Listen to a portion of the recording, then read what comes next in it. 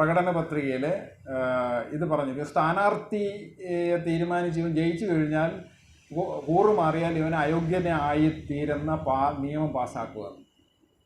ഇത് സത്യത്തിൽ ആർക്കു വേണ്ടി നിയമമാണ്? അത് നമ്മളെ സഹായിക്കുന്ന നിയമമാണോ? അത് നമ്മളെ സഹായിക്കുന്ന നിയമമാകണമെന്നുണ്ടെങ്കിൽ ആണോ അല്ലയോ എന്ന് നമുക്ക് ബോധ്യമാകണമെങ്കിൽ നമ്മൾ ഇന്ന ആവശ്യത്തിന് വേണ്ടി നമ്മളൊരു സ്ഥാനാർത്ഥിയെ ജയിപ്പിക്കുന്നു. അവൻ ആ പണിയാണോ പിന്നെ ചെയ്യുന്നത്? അവനിഷ്ടമുള്ള പണി, കോടികൾക്ക് വേണ്ടി അവൻ സ്ഥാനം മാറുന്നു ഇല്ലേ? എത്ര കോടികളാണ് മെമ്പർമാർ സ്ഥാനം മാറുന്നതിന് വാങ്ങിച്ചിട്ടുള്ളത്. അപ്പോൾ അങ്ങനെ നമ്മൾ നോക്കുമ്പോൾ ഈ നിയമം എന്നുള്ളത് ജനങ്ങൾക്ക് അവകാശപ്പെട്ട, പൗരസംഘങ്ങൾക്ക് അവകാശപ്പെട്ട, പൗരന്മാർക്ക് അവകാശപ്പെട്ടിട്ടുള്ള അധികാരത്തെ തിരുത്താനും ചോദ്യം ചെയ്യാനും മോണിറ്റർ ചെയ്യാനും കഴിയും വിധമുള്ള ഒരു അവകാശം പൗരസമൂഹങ്ങൾക്ക് കിട്ടണം. അങ്ങനെയുള്ള രാജ്യമുണ്ട്. നമ്മുടെ ജനകീയാസൂത്രണ പ്രസ്ഥാന നിയമത്തിനകത്ത് പഞ്ചായത്ത് മെമ്പർമാരെ 3 ഗ്രാമസഭകൾ വിളിച്ചു കൂട്ടിയില്ലെങ്കിൽ അവർ സ്വാഭാവികമായി അയോഗ്യരാവുകയും അവരുടെ പഞ്ചായത്ത് മെമ്പർ സ്ഥാനം നഷ്ടമാകുകയും ചെയ്യുന്ന നിയമമുണ്ടായിരുന്നു. ഇപ്പോൾ അതുണ്ടോ? അപ്പോൾ അങ്ങനെ നമ്മൾ നോക്കുമ്പോൾ ജനപ്രതിനിധികളെ മോണിറ്റർ ചെയ്യാനും അധികാരത്തെ ചോദ്യം ചെയ്യാനും മോണിറ്റർ ചെയ്യാനും വേണ്ടി വന്നാൽ തിരിച്ചു വിളിക്കുന്ന കാര്യമൊന്നും ഇപ്പോഴേ ഒരു 25 വർഷത്തേക്ക് നമുക്ക് ഈ ഇന്ത്യൻ മണ്ണ് എന്ന് പറയാൻ ഒക്കില്ല കേട്ടോ. മിനിമം ചോദ്യം ചെയ്യാൻ, സ്ഥാനാർത്ഥികൾ ആരാണെന്ന് തീരുമാനിക്കാനെങ്കിലും ഈ സംഘങ്ങളുടെ ഒരു കൂട്ടായ്മയ്ക്ക് അവകാശമുണ്ടെങ്കിൽ, രാഷ്ട്രീയ പാർട്ടികളുടെ പോളിറ്റ് ബ്യൂറോ മാത്രമല്ല നമ്മളോട് ഇളവ്, ഞാൻ സ്ഥാനാർത്ഥിയാകുന്നുണ്ട് കേട്ടോ, പഞ്ചായത്ത് മെമ്പർ ആകാൻ നിൽക്കുകയാണെങ്കിൽ നമ്മുടെ വീട്ടിൽ വന്ന് എനിക്ക് ഇതുപോലെ ഒന്ന് സ്ഥാനാർത്ഥിയാകണമെന്നുണ്ട്, നിങ്ങളുടെ താല്പര്യം എന്താണ്? രാഷ്ട്രീയ പാർട്ടി നേതാക്കൾ വന്ന് നമ്മളുടെ കുടുംബത്തിൽ വന്ന് ചോദിക്കും, നിങ്ങളുടെ കുടുംബത്തിൽപ്പെട്ട ഒരാളിനെ സ്ഥാനാർത്ഥിയാക്കാൻ പോവുകയാണ്, നിങ്ങളുടെ അഭിപ്രായം എന്താ, സപ്പോർട്ട് കിട്ടുമോ എന്ന്. അതേപോലെ ജനപ്രതിനിധികളെ തീരുമാനിക്കുന്നതിന് മുമ്പ് തന്നെ രാഷ്ട്രീയ പാർട്ടികളോ അല്ലെങ്കിൽ ജനപ്രതിനിധികളായി നിൽക്കാൻ താല്പര്യമുള്ളവരോ ഈ പൗരസമൂഹത്തിനോട് സമ്മതം ചോദിക്കുന്ന ഒരവസ്ഥ വന്നാൽ എന്താ തെറ്റ്? അതിപ്പോഴേ നോക്കണ്ട.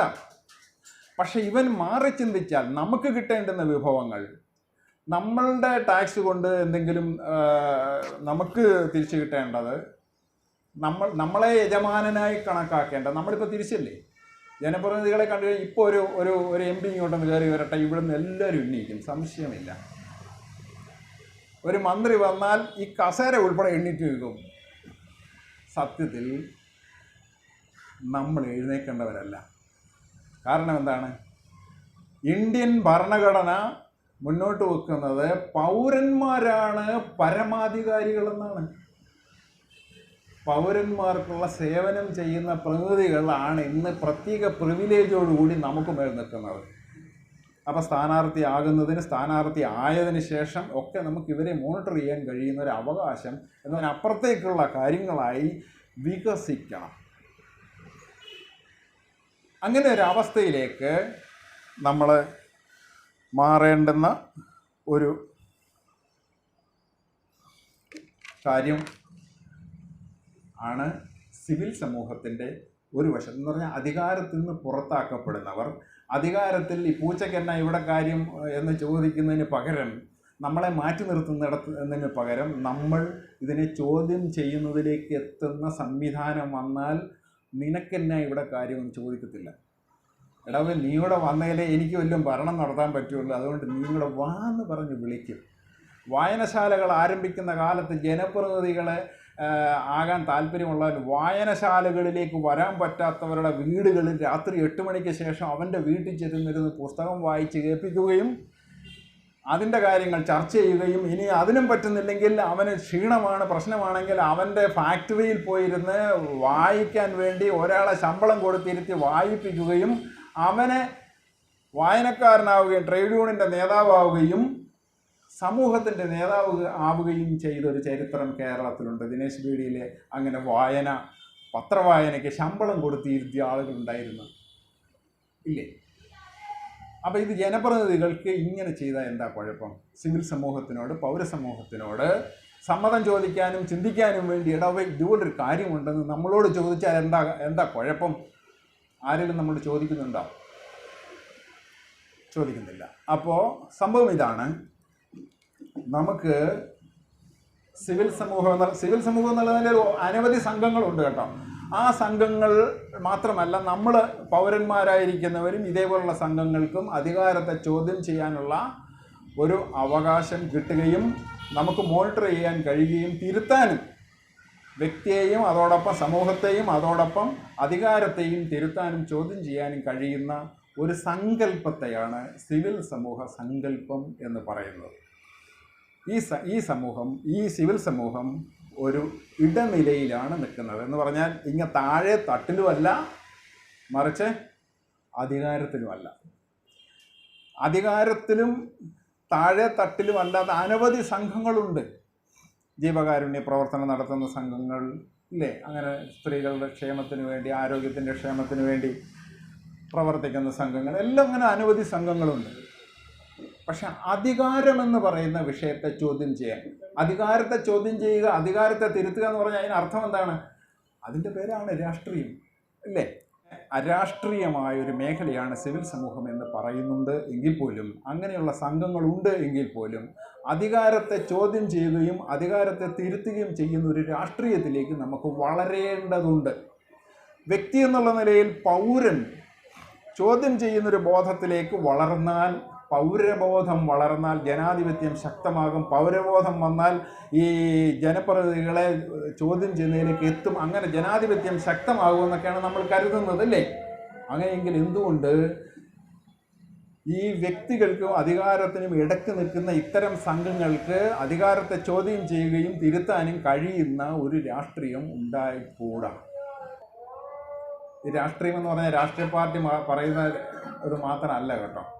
രാഷ്ട്രത്തെ സംബന്ധിക്കുന്ന കേന്ദ്രീകൃതമായ തീരുമാനമെടുക്കുന്ന എന്തും രാഷ്ട്രീയമാണ്. അപ്പോൾ ആ നിലയിൽ നമ്മൾ നോക്കുമ്പോൾ രണ്ട് തരത്തിലുള്ള രാഷ്ട്രീയത്തെ നമുക്ക് കാണാൻ കഴിയും. ഒന്ന് കേന്ദ്രീകൃതമായ അധികാര രാഷ്ട്രീയം, ഒന്ന് വികേന്ദ്രീകൃതമായ അധികാര രാഷ്ട്രീയം. ഗ്രാമപഞ്ചായത്തുകളുടെ അധികാരത്തെ എങ്ങനെ ഓപ്പറേറ്റ് ചെയ്യണമെന്ന് തീരുമാനിക്കുന്നത് ആരാ? സർക്കാരാണല്ലേ. പാർലമെൻറ്റ് തീരുമാനമെടുത്ത് നടപ്പിലാക്കിയ നിയമം അനുസരിച്ചാണ് നമുക്ക് ജനകീയാസൂത്രണ പ്രസ്ഥാനം അല്ലല്ല ഗ്രാമപഞ്ചായത്ത് സമ്പ്രദായം വന്ന് അതിൻ്റെ കൂടെ 60% ഫണ്ടും കൂടി ജനകീയ തിരഞ്ഞെടുക്കപ്പെട്ട ജനപ്രതിനിധികളെയും അവരെ സഹായിക്കുന്ന ഗ്രൂപ്പുകളും അയൽക്കൂട്ടങ്ങളിലുള്ളവരും എല്ലാം കൂടി ചേർന്നുണ്ടാക്കുന്ന ഗ്രാമസഭകളിലെ വിനിയോഗങ്ങൾ, അത്രയും 60% പണം വിനിയോഗിക്കാൻ എങ്ങനെ വിനിയോഗിക്കണം, എങ്ങനെ പ്രജോറിറ്റി തീരുമാനിക്കണം, ഏത് ഉദ്യോഗസ്ഥൻ വേണം, ഒരേ വികസനത്തിന് 2 ഫണ്ട് കൊടുക്കണോ വേണ്ടായോ എന്നൊക്കെ ഇങ്ങനെയൊക്കെ തീരുമാനിക്കുന്ന ആസൂത്രണത്തിൽ ഇടപെടാൻ കഴിയുന്ന ഒരു നിയമം കൊണ്ടുവന്ന കേന്ദ്ര പാർലമെൻറ്റ് സമ്പ്രദായങ്ങൾ, അതല്ലെങ്കിൽ നിയമസഭയാണ്. എന്ന് പറഞ്ഞാൽ കേന്ദ്രീകൃത തീരുമാനമാണ് വികേന്ദ്രീകൃതമായ ഭരണകൂടത്തിൻ്റെ സ്വഭാവത്തെ തീരുമാനിക്കുന്നത്. ഇത് നമ്മൾ വളരെ താത്വികമായി പറഞ്ഞാൽ കേന്ദ്രീകരണമാണ് വികേന്ദ്രീകരണത്തെ തീരുമാനിക്കുന്നത്. വേറൊരർത്ഥത്തിൽ പറഞ്ഞാൽ പുരുഷനാണ് സ്ത്രീയുടെ കാര്യം തീരുമാനിക്കുന്നത് പറഞ്ഞതുപോലെയാണ്. പുരുഷനാണ് സ്ത്രീയുടെ കാര്യം തീരുമാനിക്കുന്നതെന്ന് പറഞ്ഞാൽ എങ്ങനെയാണ് സ്ത്രീകൾക്ക് സ്വാതന്ത്ര്യം കിട്ടുന്നത്? അപ്പോൾ അതുകൊണ്ട് ജനങ്ങൾക്ക് തീരുമാനിക്കാൻ കഴിയുന്ന ഒരു സംഭവം ഉണ്ടാവേണ്ടത് ആവശ്യമാണ്. അത് വികേന്ദ്രീകൃതമായ സമ്പ്രദായത്തിൻ്റെയും കേന്ദ്രീകൃതമായ സമ്പ്രദായത്തിൻ്റെയും ഇടനിലയിലുള്ള സംഘങ്ങൾ രൂപപ്പെടുന്നത് വഴിയാണ്. ജനങ്ങളുടെ ഇത്തരം ആസൂത്രണ വിഷയത്തിലും ജനങ്ങളുടെ ബോധത്തിൻ്റെ കാര്യത്തിലും ജനങ്ങളുടെ വിഭവങ്ങൾ സമാഹരിക്കുന്നതിലും ഒരു പ്രദേശത്തെ ഒരു ഒരു കെമിക്കൽ കമ്പനി ഒരു പ്രദേശത്ത് വരിക എന്ന് വെച്ചു. ഒരു കെമിക്കൽ കമ്പനി ഒരു പ്രദേശത്ത് വരികയാണെങ്കിൽ ഇപ്പോൾ നിയമമുണ്ട്, അതാത് പഞ്ചായത്തിൽ ആ വിഷയം ചർച്ച ചെയ്യണമെന്നില്ലേ, നിയമസഭ പാസ്സാക്കിയിട്ടുണ്ട്. ഒരു പ്രദേശത്തെ ജനങ്ങളുടെ ജീവിതത്തെ പ്രതികൂലമായി ബാധിക്കുന്ന എന്തെങ്കിലും വികസന വിഷയങ്ങളുണ്ടെങ്കിൽ അക്കാര്യത്തിൽ പഞ്ചായത്തിൽ ആലോചിക്കുകയും തീരുമാനമെടുക്കുകയും ചെയ്യാനുള്ള അധികാരം ഇപ്പോഴുണ്ട്. പക്ഷേ കേരളത്തെ സംബന്ധിച്ചെടുക്കുന്ന തീരുമാനത്തിൽ ഒരു പ്രദേശത്തെ പഞ്ചായത്തുകൾക്കോ പ്രാദേശിക സമിതികൾക്കോ ഇതുപോലുള്ള സഭകൾക്കോ സിവിൽ സമൂഹത്തിനോ സിവിൽ സമൂഹ സംഘങ്ങൾക്കോ ഇത്തരം നിയമങ്ങൾ ചർച്ച ചെയ്യാനോ നിർദ്ദേശങ്ങൾ അവതരിപ്പിക്കാനോ ഉള്ള അവകാശമുണ്ടോ? ഇല്ല. അപ്പോൾ അതുകൊണ്ട് ഇന്നത്തെ വികേന്ദ്രീകരണം എന്ന് പറയുന്നത് കേന്ദ്രീകൃതമായി തീരുമാനിക്കുന്നതാണ്. അത് മാറണം. നമ്മളുടെ പ്രദേശത്തെ ജനങ്ങളുടെ ജീവിതത്തെയും നമ്മളുടെ പ്രദേശത്തെ ജനങ്ങളുടെ സ്വസ്ഥതയെയും സ്വൈര്യതയെയും തീരുമാനിക്കുന്നതിൽ നിയമസഭ തീരുമാനിക്കുന്ന വിഷയങ്ങൾ നമ്മളോട് ചോദിക്കാതെ പാസ്സാക്കാമെന്ന് പറയുന്നത് എന്തൊരു ജനാധിപത്യമാണ്? ഈ അവസ്ഥ മാറണ്ടേ? അപ്പം നമ്മളുടെ ജീവിതത്തെ തീരുമാനിക്കാനുള്ള നമ്മളുടെ അവകാശം പൗരനായി 5 വർഷത്തിലൊരിക്കൽ വോട്ട് തിന്ന് നമ്മൾ കൊടുത്തങ്ങോട്ട് ഇവരെ കയറ്റിയാൽ മാത്രം മതിയെന്നുള്ള ഇന്നത്തെ അവസ്ഥ മാറണം. അപ്പം ആ നിലയിൽ ഭരണത്തെ തന്നെ നമ്മൾ വേറൊരു രീതിയിലാണ് കാണേണ്ടത്. ഇങ്ങനെ നമ്മൾ ആലോചിക്കുമ്പോഴേ നമ്മൾ വേറെ ചില ഫിലോസഫികളൊക്കെ ആലോചിക്കും. തത്വശാസ്ത്രങ്ങളും പ്രത്യശാസ്ത്രങ്ങളും ആലോചിക്കുമ്പോൾ ഭരണകൂടം എന്ന് പറയുന്നത് ജനങ്ങളോട് ആലോചിക്കാതെ തീരുമാനിക്കാനുണ്ടാക്കിയ സാധനമാണ്. കാശ്മീരിലെ ജനങ്ങളോട് ആലോചിക്കാതെ അവിടുത്തെ ജനങ്ങളുടെ ജീവിതത്തെ തീരുമാനിക്കാനുണ്ടാക്കിയ സാധനമാണ് ഭരണകൂടം. എൻഡോസൾഫാൻ പ്രദേശത്തെ ജനങ്ങളുടെ കാര്യങ്ങൾ ആലോചിക്കാതെ അവിടുത്തെ ജനങ്ങളുടെ ഭാവിയെ ബാധിക്കുന്ന തീരുമാനമെടുക്കാൻ ഉണ്ടാക്കിയ സാധനമാണ് ഭരണകൂടം. നമ്മളുടെ ഇതിലേക്കുള്ള വികസനത്തിന് റോഡ് ഇടിച്ചു നിരത്തണമെന്ന് പറഞ്ഞാൽ നമ്മളോട് ചോദിക്കുകയും കോമ്പൻസേഷൻ തരികയും ചെയ്യാതെ തീരുമാനമെടുക്കണം എന്ന് പറയുന്ന തരത്തിൽ ഉണ്ടാക്കിയതാണ് ഭരണകൂടം എന്ന് പറഞ്ഞാൽ നമുക്ക് സമ്മതിക്കാൻ ഇച്ചിരി പ്രയാസമുണ്ടല്ലേ? അതുകൊണ്ട് തന്നെ നമുക്ക് ഭരണകൂടത്തെ സംബന്ധിച്ച് സിവിൽ സമൂഹത്തിന് ഒരു പുതിയ നിർവചനം ഉണ്ടാകേണ്ടിയിരിക്കുന്നു. എന്ന് പറഞ്ഞാൽ ഭരണകൂടത്തെ സംബന്ധിച്ച് മാർക്സും ലെനിനും പറഞ്ഞ സങ്കല്പങ്ങൾ 100 വർഷത്തിന് ശേഷം പുതുക്കേണ്ടിയിരിക്കുന്നു എന്നർത്ഥം. ഒരു പ്രദേശത്തെ ജനങ്ങളെയും ഭൂമിയെയും ഉൾക്കൊണ്ടുകൊണ്ട് ഈ പ്രദേശത്തെ ജനങ്ങളെയും ഇവിടുത്തെ ഭൂമിയെയും വഴിയെയും മണ്ണിനെയും വായുവിനെയും ഉൾക്കൊണ്ടുകൊണ്ട് സാമൂഹ്യ സംഘങ്ങളെ രൂപീകരിച്ചും, സാമൂഹ്യ സംഘങ്ങളെന്ന് പറഞ്ഞാൽ ഇവിടുത്തെ ഇരകളാകുന്ന മനുഷ്യരെന്ത് ചെയ്യും? സ്വാഭാവികമായി ഇവിടുത്തെ ഇരകളാകാൻ സാധ്യതയുള്ള ജനങ്ങൾ സംഘടിക്കും. അതിനെതിരെ പൗരസമിതി ഉണ്ടാക്കും. ചത്തുപോയാൽ അത് അന്വേഷിക്കണമെന്ന് പറഞ്ഞിട്ട്, ഒരാളെ കാണാതെ പോയാൽ അന്വേഷിക്കണമെന്ന് പറഞ്ഞത് സ്വയം സന്നദ്ധമായ ആക്ഷൻ കമ്മിറ്റികൾ ഉണ്ടാക്കുന്ന ഈ നാട്ടിൽ നമ്മുടെ ജീവിതത്തെ ഗൗരവമായി ബാധിക്കുന്ന ഒരു വിഷയത്തിൽ തീരുമാനമെടുക്കാനുള്ള സംഘങ്ങളോട് അഭിപ്രായം ചോദിക്കുന്ന അവസ്ഥയുണ്ടാവണം. അങ്ങനെ രൂപീകരിച്ചുകൊണ്ടും അവയെ ഐക്യപ്പെടുത്തിയും അവിടുത്തെ മനുഷ്യർക്ക് പൊതുവായ ഫലം ലഭിക്കുന്നതിനെ അടിസ്ഥാനപ്പെടുത്തിയും നിശ്ചിത കാലത്തിലേക്ക് വ്യക്തിയിൽ നിന്ന് രൂപീകരിച്ചെടുക്കുന്ന സാമൂഹിക രൂപീകരണത്തിൻ്റെ ക്രോഡീകരിക്കപ്പെട്ട, കേന്ദ്രീകരിക്കപ്പെട്ട, സമാഹരിക്കപ്പെട്ട, അങ്ങനെ നിയന്ത്രിക്കുന്ന ശക്തിയാണ് അധികാര കേന്ദ്രീകരണം എന്ന് നമ്മൾ പറയുന്നത്. അപ്പോൾ സർക്കാരുകൾ അധികാരം എന്ന് പറയുന്നത് ഒരു 100 വർഷക്കാലത്തിന് മുമ്പുള്ള ഡെഫിനിഷൻ പൂർണ്ണമായും മാറിയിരിക്കുന്നു. നമ്മളോട് ചോദിക്കണം, എടാ നിൻ്റെ കഴുത്ത് വെട്ടാൻ പോവുക, ഇന്ന് നിനക്ക് അത്താഴത്തിന് എന്താണ് അത്യാവശ്യം ആഗ്രഹമെന്നെങ്കിലും ചോദിക്കുന്ന നിയമമുള്ള ഈ രാജ്യത്ത് ഇല്ലേ? അങ്ങനെ ചോദിക്കത്തില്ല. തൂക്കിക്കൊല്ലാൻ പോലും ചോദിക്കും, നിൻ്റെ അവസാനത്തെ ആഗ്രഹം എന്താണെന്ന് ചോദിക്കും. അങ്ങനെ ചോദിക്കുന്ന ഈ രാജ്യത്ത് ഭരണകൂടം തീരുമാനമെടുക്കേണ്ടത് നമ്മളോടും കൂടെ ചോദിച്ചിട്ടായിരിക്കണമെന്ന് പറയുന്ന സിവിൽ ജനകീയ സംഘങ്ങളുടെ സമ്മതങ്ങളെ കൂടെ ക്രോഡീകരിച്ചെടുത്ത ഭരണകൂടമായിരിക്കണം എന്നുള്ളതാണ് നമ്മൾ മുന്നോട്ട് വെക്കുന്ന സിവിൽ സമൂഹ സംഘങ്ങളുടെ കാഴ്ചപ്പാട്. പക്ഷേ ഇന്ന് നിലനിൽക്കുന്ന യാഥാർത്ഥ്യം അതല്ല. ഇന്ന് നിലനിൽക്കുന്നത് അങ്ങനത്തെ ഒരവസ്ഥയല്ല. ഇന്ന് ലോകത്ത് 5 തരത്തിലുള്ള ഭരണവ്യവസ്ഥ നിലനിൽക്കുന്നുണ്ട്. 1 രാജവാഴ്ചയുടെ ഭരണവ്യവസ്ഥ, 2 ഏകാധിപത്യത്തിൻ്റെ ഭരണവ്യവസ്ഥ, 3 സൈനിക ഭരണത്തിൻ്റെ ഭരണവ്യവസ്ഥ, 4 ഒളിഗാർക്കി ഭരണവ്യവസ്ഥ, 5 ജനാധിപത്യ ഭരണവ്യവസ്ഥ. ഇതിൽ നമുക്ക് പിടിയില്ലാത്തത് ഒളിഗാർക്കി എന്ന് പറയുന്ന സംഭവമാണ്. ഒളിഗാർക്കി ഭരണവ്യവസ്ഥ എന്ന് പറഞ്ഞു കഴിഞ്ഞാൽ ഒരു കൂട്ടം ആളുകൾ ഒരു സംഘടനയെയോ ഒരു ഭരണത്തെയോ നിയന്ത്രിക്കുന്ന സംവിധാനത്തെയാണ് ഒളിഗാർക്കി ഭരണം എന്ന് പറയുക. നിങ്ങൾ അന്വേഷിച്ചാൽ മതി, നെറ്റിലേക്ക് അന്വേഷിക്കാമെങ്കിൽ അത് കിട്ടും. ഒളിഗാർക്കി ഭരണം എന്നാൽ ഒരു ന്യൂനപക്ഷ ആൾക്കൂട്ടങ്ങൾ ഭരണത്തെയോ സാമൂഹിക സംഘങ്ങളെയോ നിയന്ത്രിക്കുന്ന സംവിധാനത്തിനാണ് ഒളിഗാർക്കി ഭരണം എന്ന് പറയുന്നത്. കേരളത്തിൽ അത് ഈ സമീപകാലത്താണ് അത് ചർച്ചയാകുന്നത്, ആയിക്കൊണ്ടിരിക്കുന്നത്. സത്യത്തിൽ ഒരു ഒരു 1000 വർഷം, 1000 അല്ല, ബുദ്ധന് ശേഷം, ശ്രീബുദ്ധന് ശേഷം നാളിതുവരെ നമ്മുടെ ഇന്ത്യയിൽ ഒളിഗാർക്കി ഭരണമാണ് നിലനിൽക്കുന്നത്. അതിനെ നമ്മൾ ജാതി മത ന്യൂനപക്ഷങ്ങളുടെ ഭരണം എന്നാണ് വിളിക്കുക. അവർ പലതരത്തിൽ മോൾഡ് ചെയ്തെടുത്തിട്ടുള്ള, അവർ പലതരത്തിൽ ഹൈജാക്ക് ചെയ്തെടുത്തിട്ടുള്ള, അവർ പലതരത്തിൽ ഉപയോഗപ്പെടുത്തിയിട്ടുള്ള ഒരു ന്യൂനപക്ഷ വിഭാഗങ്ങളുടെ ഭരണമാണ് ഇന്ത്യയിൽ നിലനിൽക്കുന്നത്. ഇങ്ങനെ 3 തരത്തിലുള്ള ഒളിഗാർക്കി ഭരണമാണ്. ഒളിഗാർക്കി ഭരണം എന്ന് പറയാൻ ഒന്നുകൂടി ഞാൻ പറയാം, ചെറു ന്യൂനപക്ഷങ്ങൾ വലിയ സമൂഹങ്ങളെ, അവരുടെ അധികാരങ്ങളെ നിയന്ത്രിക്കുന്ന ഭരണ സംവിധാനം. ഏകാധിപത്യം എന്ന് പറഞ്ഞാൽ ഒരാളായിരിക്കും, സൈന്യം എന്ന് പറഞ്ഞാൽ സൈന്യത്തിൻ്റെ തലവനായിരിക്കും, രാജാവെന്ന് പറഞ്ഞാൽ അങ്ങനെ. അപ്പോൾ അങ്ങനെ ഈ ഭരണം തന്നെ 3 തരത്തിലുണ്ട്. ഒന്ന്, ഇന്ത്യയിൽ നമ്മൾ അനുഭവിച്ചുകൊണ്ടിരിക്കുന്ന ഈ സവർണ മത പൗരോഹിത്യത്തിൻ്റെ ന്യൂനപക്ഷ ഭരണം.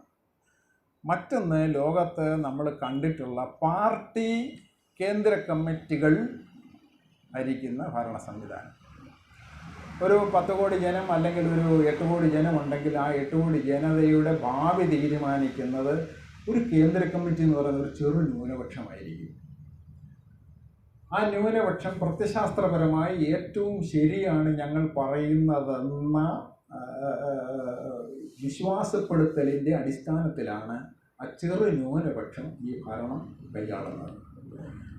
അവിടെ വേറൊരു വിഭാഗം ആളുകൾക്ക് ഭരിക്കാൻ യാതൊരു അവകാശവുമില്ല, അവിടെ പ്രതിപക്ഷമില്ല, പൗരനില്ല. ചൈനീസ് പൗരൻ എന്ന് നമ്മളാണ് പറയുന്നത്, ചൈനക്കാർ പറയുന്നില്ല ഞങ്ങൾ പൗരനാണെന്ന്. എന്താ അവർ പറയുന്നതെന്ന് പോലും അറിയാം. പാർട്ടി വിശ്വാസി എന്ന് വേണേൽ നമുക്ക് ചൈനക്കാരെ വിളിക്കാം. അപ്പോൾ അങ്ങനെ നമ്മൾ ആലോചിച്ച് നോക്കുമ്പോൾ 3 തരത്തിലുള്ള ഒളിഗാർക്കി ഭരണം നിലനിൽക്കുന്നുണ്ട്. ഈ ഒളിഗാർക്കി ഭരണം ജനങ്ങളുടെ സമ്മതമില്ലാതെ 5 വർഷത്തിൽ മാത്രം തെരഞ്ഞെടുപ്പ് നടത്തി സ്ഥാനാർത്ഥികളെ കൊടുത്ത് അവർ വോട്ട് വാങ്ങി ജയിപ്പിച്ച് ഭരണം നടത്തുന്ന ഈ സംവിധാനത്തെ നമുക്ക് ജനാധിപത്യത്തിൻ്റെ ഒരു ചെറിയ സ്കെലറ്റൻ എന്ന് മാത്രമേ വിളിക്കാൻ പറ്റൂ. ജനാധിപത്യം എന്ന് വിളിക്കാൻ പറ്റില്ല. ജനാധിപത്യം എന്ന് വിളിക്കണമെങ്കിൽ ഇങ്ങനെ താഴെ തലത്തിൽ വരെ ഇവൻ വരണം. ഇവൻ തീരുമാനിക്കുന്നത്. നമ്മൾ ദേശീയ സ്വയംനിർണയാവകാശത്തെ പറ്റി സംസാരിക്കും, സ്ത്രീകളുടെ സ്വയംനിർണയാവകാശത്തെ പറ്റി നമ്മൾ സംസാരിക്കും, ഗ്രാമസഭകളുടെ സ്വയംനിർണയാവകാശത്തെ പറ്റി സംസാരിക്കും.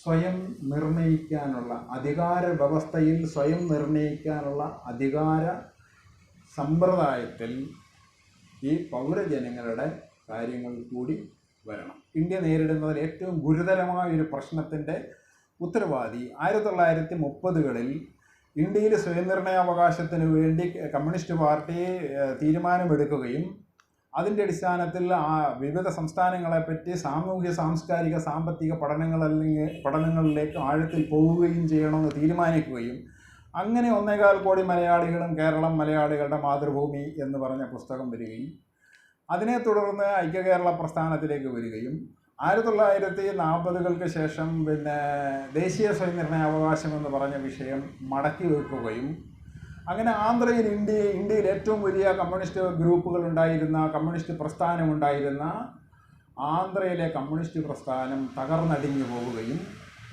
ഇന്ത്യയിലെ പ്രതിപക്ഷമായിരുന്ന AKG ചെറിയ കൂട്ടം MP-മാരെ ഉള്ളൂ എങ്കിൽ പോലും ഇത്തരം ശക്തമായ സാമൂഹ്യ സാന്നിധ്യം ഉണ്ടായിരുന്ന കമ്മ്യൂണിസ്റ്റ് പ്രസ്ഥാനത്തിന് പിന്നീട് ക്രമാനുഗതമായി പുറകോട്ട് പോകേണ്ടിയും വന്നു. ഇത് ചരിത്രമാണ്. നമുക്കറിയാം, ബാലകൃഷ്ണപിള്ള ഒരു പ്രസംഗം നടത്തിയതിൻ്റെ പേരിൽ അദ്ദേഹത്തിന് മന്ത്രിസ്ഥാനം രാജിവെക്കേണ്ടി വന്നു. അയാൾ പ്രസംഗം നടത്തിയത്